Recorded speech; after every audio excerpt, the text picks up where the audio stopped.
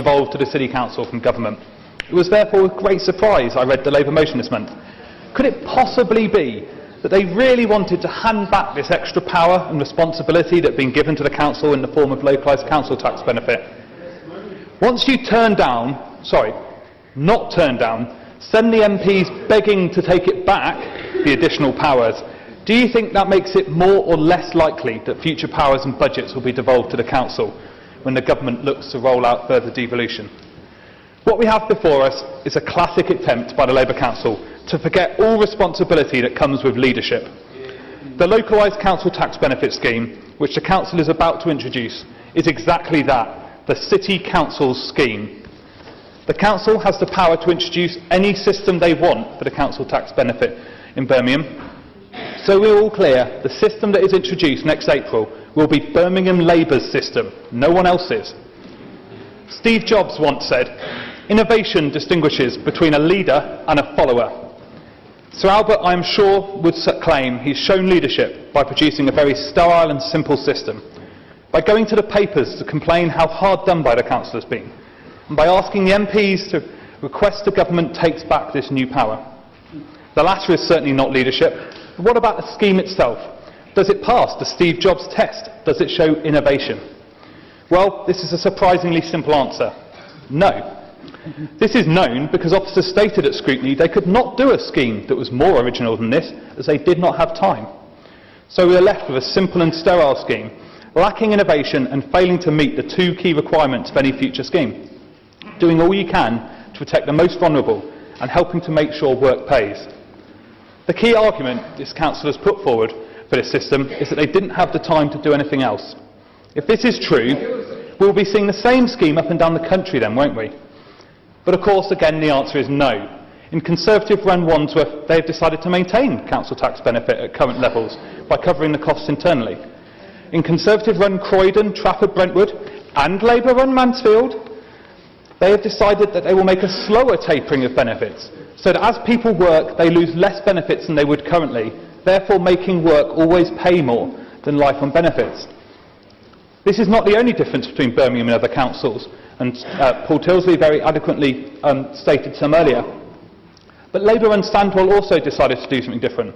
They've lowered the savings cap so that you cannot claim council tax benefit if you have more than £6,000 in savings, down from the current cap of £16,000. What is clear is that all across the country, many councils of all particular political persuasions are taking their responsibilities seriously and looking at innovative ways of solving the problem. Not looking to pass the buck, and not looking to play political games, but rather show leadership and blaze a trail. Turning our head to the political games that Labour and Birmingham wish to play here, let's look at the request to have the city's MPs demand action from the government. The most effective time to object to legislation is when it's going through Parliament. Looking at the two votes, how did our city MPs do? Well, there was no vote on the first reading, so whether they were there or not for it, we'll let them off on that one. On the second reading, 2 MPs voted for it, 6 MPs voted against it, and 2 MPs didn't turn up, one of them being Sir Albert's Left Lieutenant Jack Dromey. On the third vote, Labour had obviously decided they'd made all the political points they want, because 4 of their MPs didn't bother turning up to vote that time, again showing how seriously they took the issue. If the city MPs couldn't be bothered to all go and vote, they won't have much leverage when discussing it now with the government. No one has ever said that running the council is easy. To show leadership is to make tough decisions and take responsibility for your decisions, not pass the buck. The issue of localised council tax schemes has barely been discussed by the council, the subject of very limited scrutiny meetings which focused as much on what angry letter we can send to the government as it did on what type of system we can introduce. If any councillor in this room wants to help people more than they do want to scare them with political rhetoric, then surely you can all agree we need to look at the local scheme again. In this matter, we can find a solution, and finding a solution should be more important than scoring cheap political shots. This matter is serious. We should be discussing creating a system that both helps the most vulnerable but also encourages people to take employment by removing penalties from the council tax system. Birmingham is a great city, the greatest city in the world in my view. But recently, scrutiny looked at why Birmingham isn't viewed of proudly. This is why. As the leaders of the Industrial Revolution, the inventors of the modern world, modern-day Birmingham doesn't try to lead. Birmingham City Council, once upon a time, wrestled the freedoms to to provide power and water for our citizens from government. Now we are left begging the government to take back powers they are offering us. If the council wants us to be world leaders, then the council has to actually lead. Let us leave the politics aside and work together, not to pass the buck, not to follow the easy road, not to go where everyone has been before, not to follow where the path may lead, not to settle for fourth best.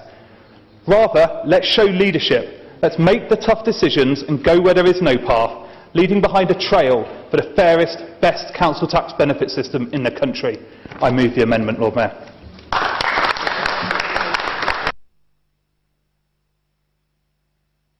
Can I now call on Councillor Randall Brew to second